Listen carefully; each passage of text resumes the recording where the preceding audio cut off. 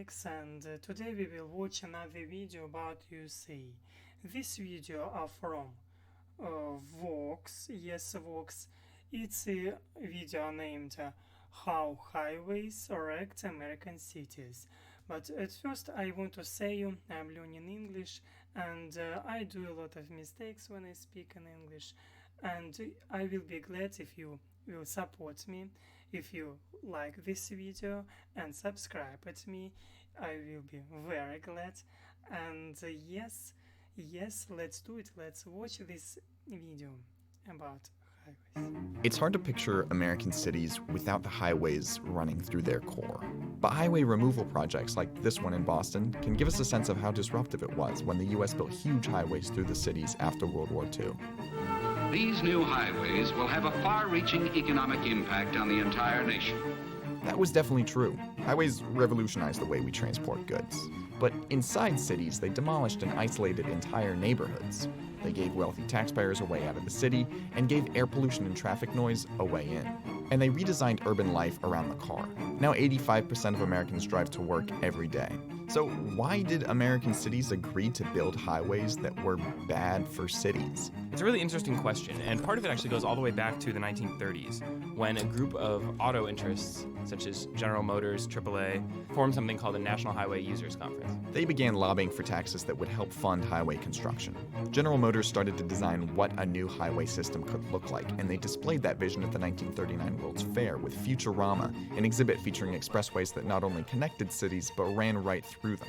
It was a design that allowed for more cars and less congestion. By 1955, the Department of Commerce echoed GM's vision with something called the Yellow Book. It laid out all the routes that interstates would take throughout the country under Eisenhower's Federal Highway Act of 1956, which funded the national highway system. A lot of it's logical. It's, connecting most of the U.S.'s major cities. But the really interesting thing is you also have highways slicing right through the downtowns of many of these cities. Pretty much every major city in the country, New York, D.C., San Francisco, Philadelphia, you have major highways cutting through neighborhoods, requiring the demolition of lots of housing and other sorts of buildings. That's largely because some of the key contributors to the plan were auto industry members, but no urban planners.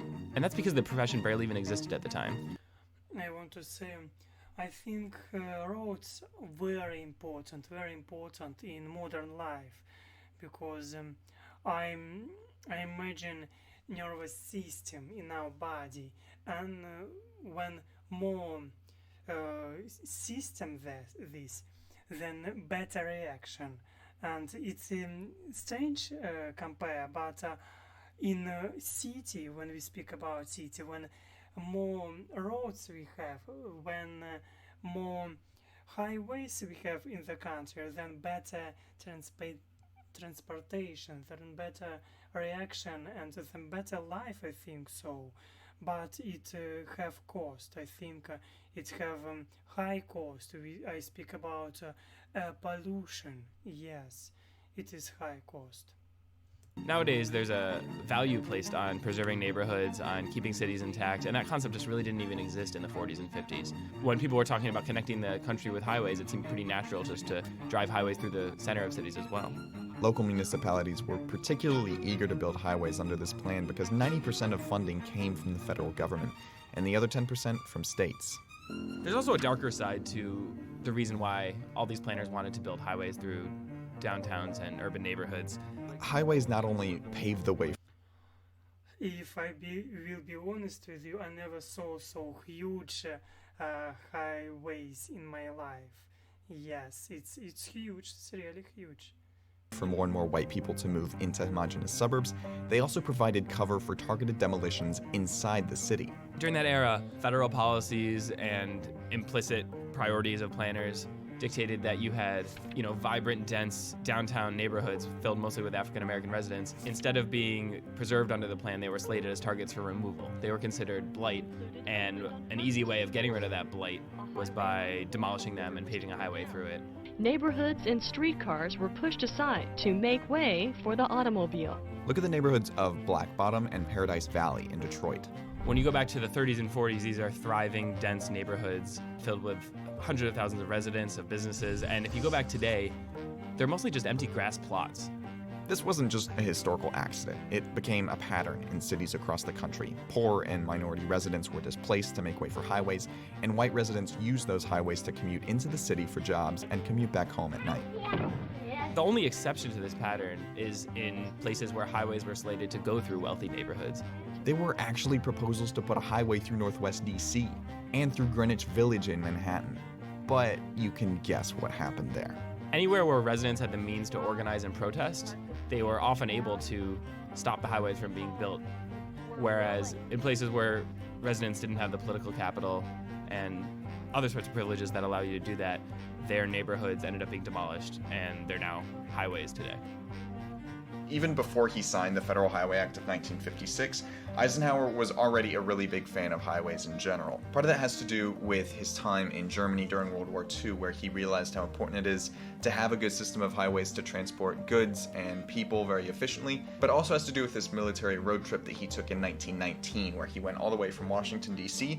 to San Francisco, California. And that road trip took 62 days at the time, and today it takes about 42 hours. And part of that had to do with the state of cars at the time, but it also had to do with the state of roads at the time. And after seeing that, he realized that 62 days was way too long to wait in any situation where they might need to defend the country. And that's where he became such a big fan of highways. Yes, I think I get his message. I think now I think Americans love car, yes, because they like driving alone. It's Americans love comfortable, and it's good stuff. Yes, and also I think what air pollution it's serious problem in our lives, and I thought what it is really interesting video, and thank you for watching with me. I will appreciate it. I appreciate it now. Yes. Thank you for watching with me, and you can subscribe and leave like, and see you next time.